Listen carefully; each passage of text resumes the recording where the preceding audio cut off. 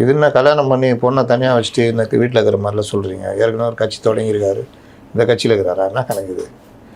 ஆலூர் ஷாநவாஸு, பாலாஜி, செய்யாறு பாபு, பனையூர் பாபு, இவங்க எல்லாருமே கிட்டத்தட்ட வன்னியர்ஸ் உட்பட திமுகவுடைய ஸ்போக்ஸ் பர்சன் மாதிரி திமுகவானராகவே மாறிட்டாங்க.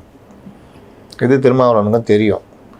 ஆதவ அர்ஜுனா விவகாரம் நடக்கும் பொழுது கிட்டத்தட்ட திருமா கையில் கட்சி இல்லைன்ற லெவலுக்குலாம் போச்சு. ஒருவேளை ஆதவ அர்ஜுனாவுக்கு ஸ்ட்ராங்காக இருந்து நான் தான் ஆதவ அர்ஜுனாவை தான் சொன்னதில் அவர் சொன்னதில் என்ன தப்பு இருக்குது அப்படின்னு திருமா ஏதாவது நின்று இருந்தானே. ஏன்னா ஆதவ அர்ஜுனா ஒன்றும் பெருசாக தப்புலாம் பண்ணல.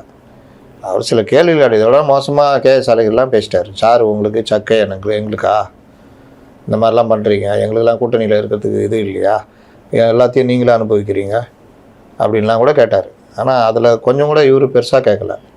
அவர் கேட்டது உங்களால் நாங்கன்னா எங்களாலேயும் தான் நீங்கள், எங்கள் தலைவருக்கு துணை முதல்வர் ஆகிறதுக்கோ முதல்வர் ஆகிறதுக்கோ தகுதி இல்லையா அப்படி தான் கேட்டார். அது கேட்கறதுக்கு கூட உரிமை இல்லை அப்படின்னு ஆதவ அர்ஜுனாவை பெருசாக கட்டம் கட்டி வெளியில் அனுப்ப சொல்லி நிர்பந்தம் கொடுத்தாங்க. அன்றைக்கி அந்த நிர்பந்தத்தை ஏற்றுக்க முடியாது, எது எங்கள் கட்சி பிரச்சனை நான் பார்த்துக்கிறேன் அப்படின்னு சொல்லியிருந்தா கிட்டத்தட்ட கட்சியே உடச்சிருப்பாங்க. திருமாவளவனை மட்டும் வெளியில் அமைச்சிருக்கு அதெல்லாம் நடந்திருக்கும். இதெல்லாம் திருமாவளவன் பார்த்துட்டு புரிஞ்சுக்கிட்டு அவர் ஒரு கட்டத்தில் ஆதவ அர்ஜுனா நீ தம்பி நீ கிளம்பு அப்படின்ட்டு அமுச்சிட்டு அவர் இருந்துட்டார்.